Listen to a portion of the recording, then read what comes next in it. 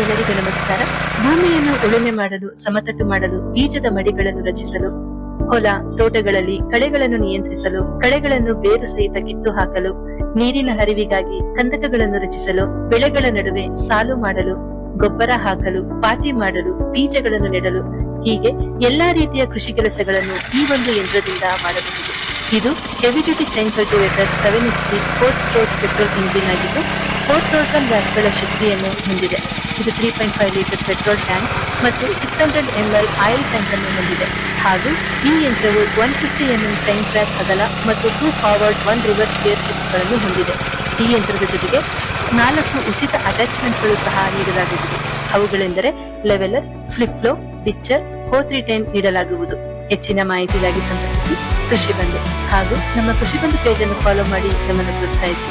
ಈ video share ಮಾಡಿ ಇತರರಿಗೂ ಮಾಹಿತಿ ನೀಡಿ. ಧನ್ಯವಾದಗಳು.